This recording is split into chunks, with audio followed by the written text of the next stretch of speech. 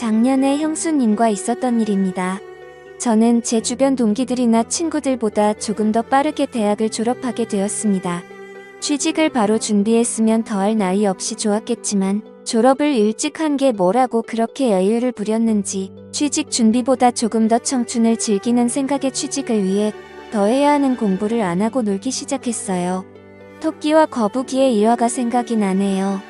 지금은 뭐하러 그렇게 헛된 시간을 보냈는지 후회가 되지만 이미 후회를 시작했을 때는 때가 늦은 상황이었어요. 시간은 야속하게도 빠르게 지나가기만 했습니다.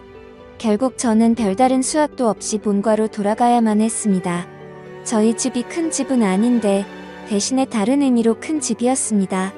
말 그대로 집이 제일 컸거든요.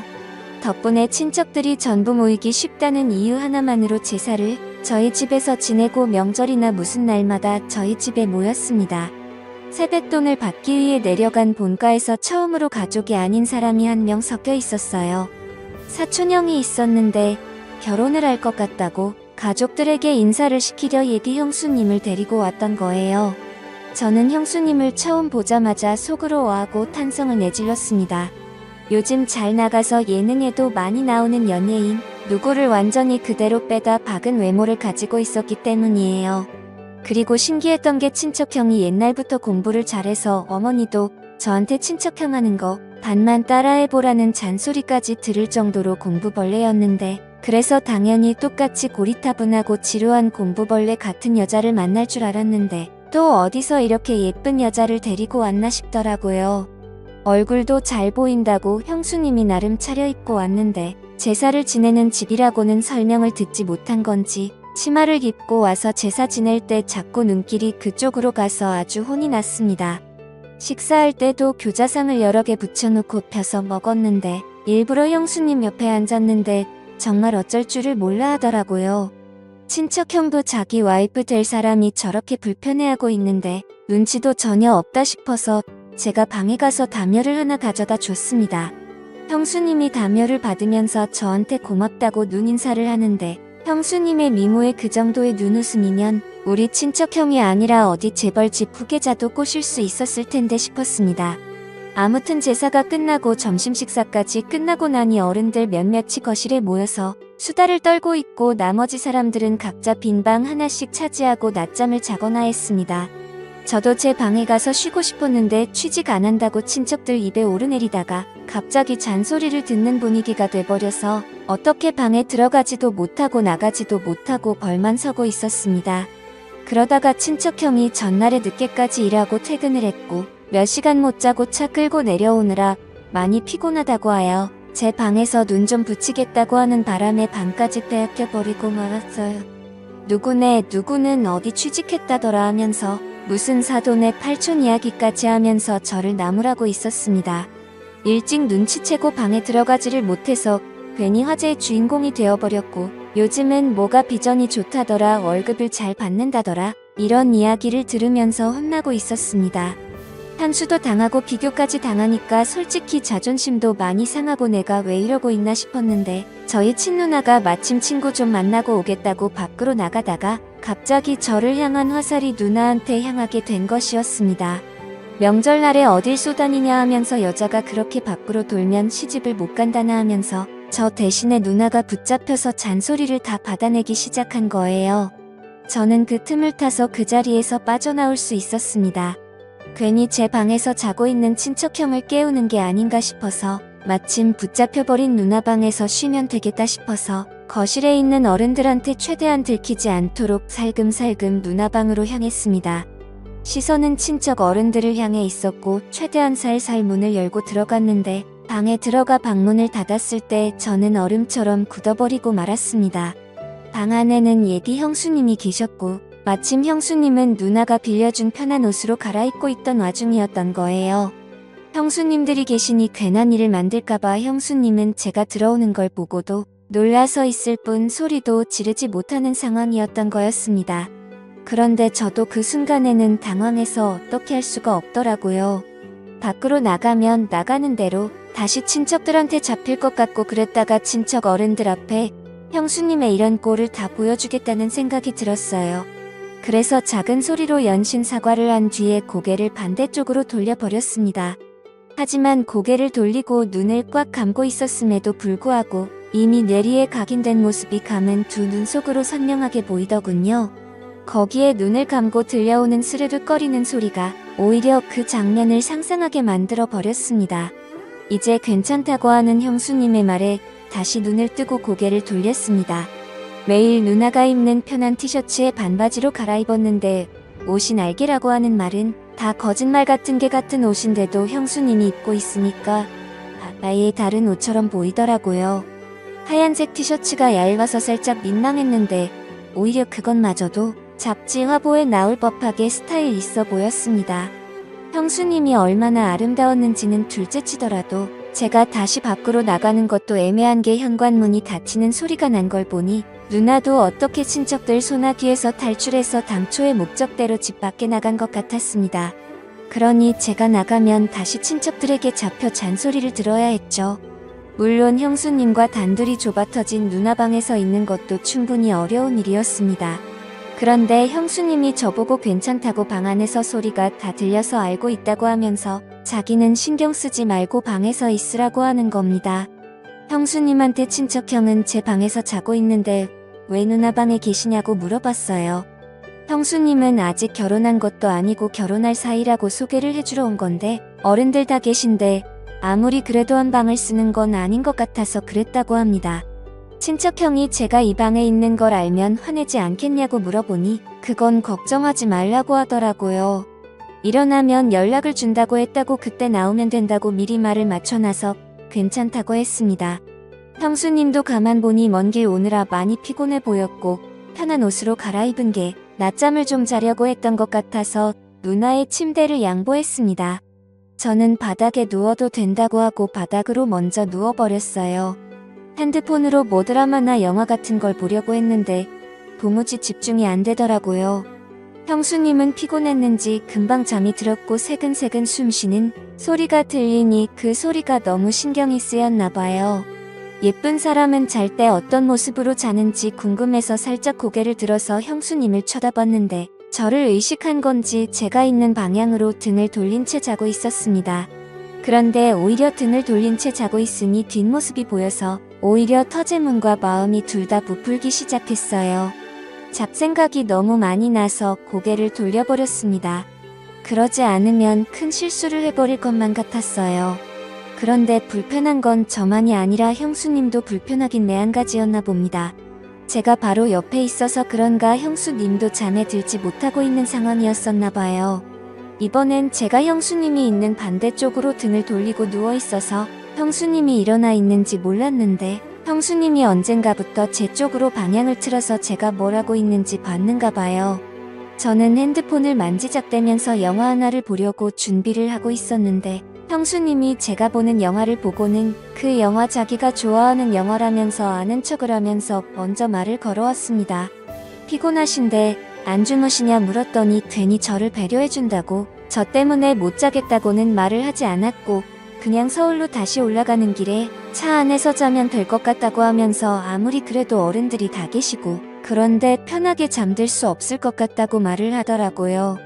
그 말에도 제가 불편할까봐 헤아려주는 걸 보니 형수님은 참 얼굴도 어쩜 그리 예쁜데 마음씨까지 고운지 여태껏 자라오면서 성적도 항상 좋고 좋은 대학 졸업해서 좋은 회사에 취직한 친척형이었지만 한 번도 부러워해본 적이 없는데 형수님 같은 여자와 결혼을 하게 된다는 걸 생각하니 처음으로 질투가 다 나더라고요.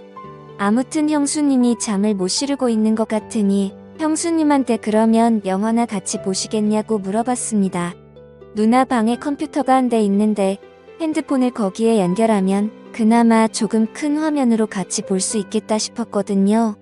형수님도 흔쾌히 그러겠다고 했고요. 그렇게 주섬주섬 영화를 보기 위해 세팅을 하고 있는데 맞불사 가장 중요한 게 없더군요. 핸드폰과 모니터를 연결시켜주는 케이블이 제 방에 있다는 걸 깜빡해버린 거예요. 자신있게 영화를 보자고 했는데 가장 중요한 게 없어서 난감해져 버렸습니다.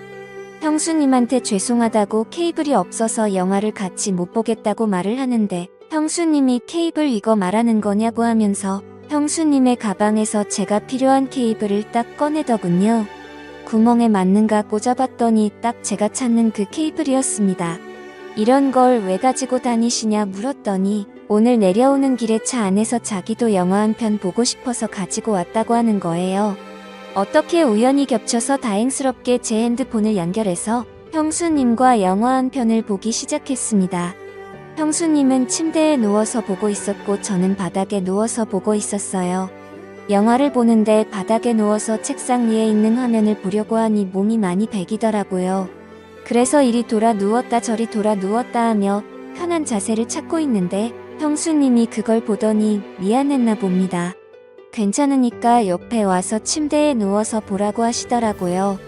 그래도 제가 어찌 형수님 옆에 누워 있겠느냐 하니까 형수님이 그러면 자기가 바닥에 누워서 볼 테니 저보고 침대에 올라오라는 겁니다. 그런데 또 그건 그거대로 못할 짓이더라고요. 그래서 하는 수 없이 형수님 옆에 자리를 깔고 누웠습니다. 누나 혼자 쓰는 방이다 보니 침대가 그렇게 큰 편이 아니라서 최대한 멀리 떨어져서 누우려고 했는데도 엄청 가깝게 느껴졌어요. 형수님이 뒤척일 때마다 형수님의 오른쪽 팔과 제 왼쪽 팔이 닿았는데 참 그렇더군요. 가까이 몸을 맞대고 누워있으니 향긋한 향수 냄새도 살짝 올라오고 뭔가 이상한 생각이 자꾸 들어서 저는 하는 수 없이 이불을 덮어서 몸을 가려야만 했습니다. 형수님도 참 과감한 게 아무리 제가 형의 동생이라도 그렇지 너무 저를 동생 취급을 하는 게 아닌가 싶었어요. 저도 취직만 안 했다 뿐이지 곧 30을 바라보는 남자인데 말입니다. 영화가 생각보다 연인 사이가 아닌 남녀가 같이 보기에는 조금 그런 장면들이 많이 나오더군요.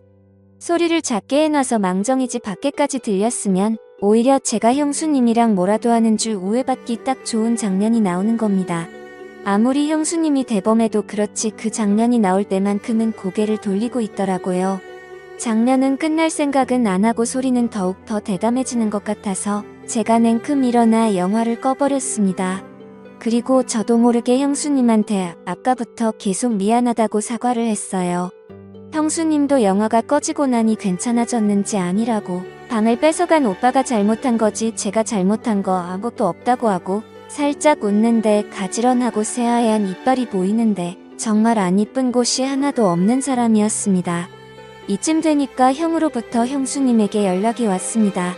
자기 이제 일어났으니 형수님도 준비하고 나오라고요. 다행스럽게도 친척형이 방 안으로 형수님을 데리러 오지 않는 바람에 단둘이 방 안에 같이 있던 건 들키지 않았습니다. 다만 형수님이 방에서 먼저 나가야 하는 상황에서 빌려 입었던 누나 옷에서 형수님이 원래 입고 있던 옷으로 갈아입어야 하는 상황이 발생한 거예요. 또다시 저는 고개를 돌리고 눈을 감고 있었지만 정말 코앞에서 갈아입는 소리가 들리는데 차라리 보고 있는 게 더 괜찮겠다 싶을 정도로 그 장면이 상상이 돼서 아주 말 그대로 죽는 줄 알았습니다. 아무튼 그렇게 자연스럽게 형수님은 누나 방에서 나가고 저도 한참 있다가 방에서 나왔습니다. 아무한테도 들키지 않았으니 둘이서 방에서 보낸 몇 시간은 둘만의 비밀이 되어버린 셈이죠. 그 덕분에 형수님하고 저녁 식사하면서 대화도 많이 나누고 친해져서 서로 전화번호도 교환하게 되었습니다. 제가 서울로 취직을 목표로 하고 있기 때문에 서울에 올라가게 되면 신세 좀 지겠다고 능청스럽게 이야기하면서요. 형수님도 언제든지 도와줄 테니 부담 갖지 말라고 하면서 하루빨리 서울로 올라오라고 하더라고요. 알고 봤더니 형수님도 저랑 똑같이 지방에서 공부하면서 서울에 있는 회사에 합격하면서 서울에는 친구가 거의 없었다고 하더라고요. 그래서 거의 모든 시간을 친척형하고만 보낸다고요. 매일 둘이서만 놀고 있으니 재미도 없고 친척형이 워낙 공부벌레라서 너무 못 놀 때도 있으니 이것저것 가르쳐주라고 하면서 말이죠. 그래서 저랑 형수님 단둘이서 위기투합해서 저녁 식사가 끝나고 또 식탁에 앉아서 한참 수다를 떨었습니다. 형수님도 이제 더 늦기 전에 출발하는 게 좋겠다고 하고 일어났는데 저 멀리서 보니까 친척형은 거실에서 상을 깔아놓고 삼촌들하고 술판을 벌이고 있더군요. 형수님도 많이 당황한 듯 보였습니다. 형수님은 운전을 못하는 듯 보였고 친척형도 삼촌들에게 주는 술 한 잔 두 잔 받아 먹다가 고기가 풀려버려서 술판이 벌어져 버리고 만 것이에요. 형수님이랑 낮에 방에서 단둘이 잠깐 있었고 저녁 식사를 하고 나서도 둘이서 위기투합을 한 것 때문에 형수님이 혹시 나에게도 관심이 있는가 하는 생각을 했는데 형수님이 형을 많이 좋아한다는 생각이 들었습니다. 그 와중에도 술 먹고 있는 형한테 화를 내는 게 아니라 천천히 마시라고 말하면서 자연스럽게 그 자리에 합석을 해서 삼촌들이 주는 술을 넙죽넙죽 받아 마시기 시작했어요.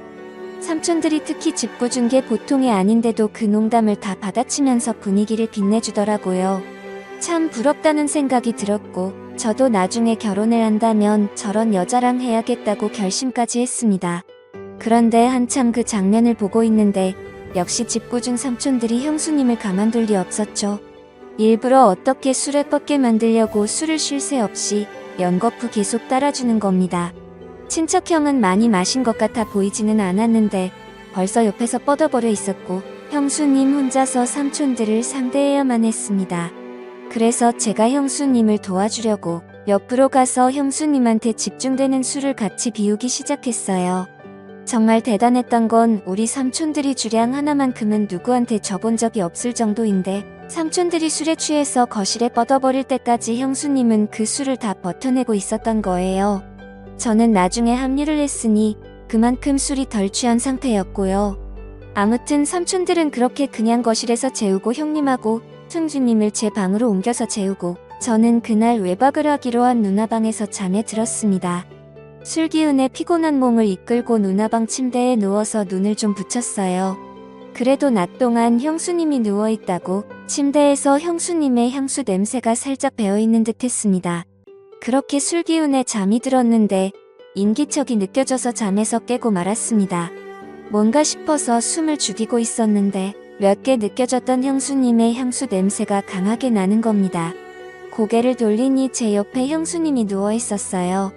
형수님도 술 기운이 많이 올라있는 듯 보였고 분위기를 보아하니 화장실을 다녀왔다가 방을 착각해서 낮 동안 한참 있었던 누나방으로 돌아온 것 같았습니다.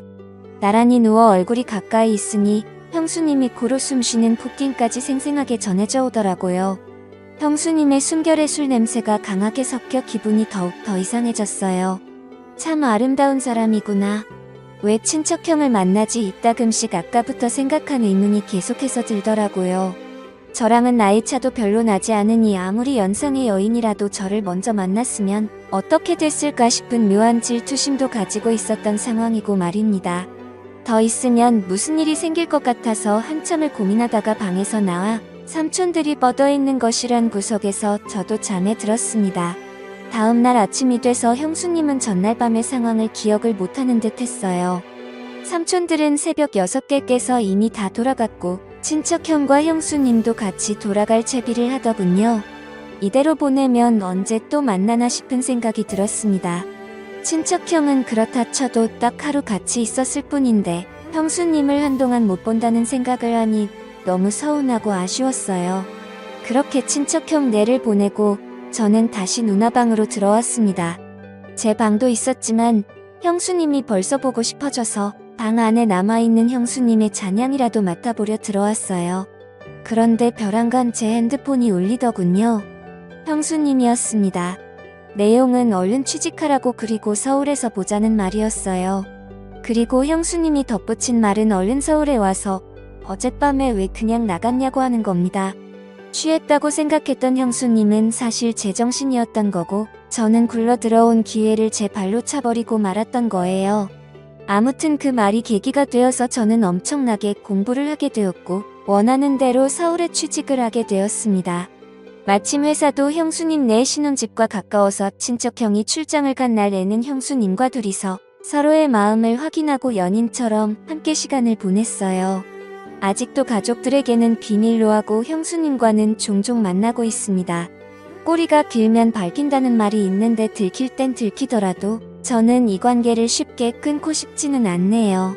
형수님도 딱 이 정도 사회까지만 원하는 것 같아서 그런 부분은 조금 많이 아쉽습니다. 형수님이 언제든 저를 선택할 결심이 서면 저는 그때는 제 모든 걸 걸어서라도 형수님을 행복하게 해주려고 하는 생각입니다. 지금까지 제 사연을 들어주셔서 감사드립니다. 구독과 좋아요 부탁드려요. 감사합니다.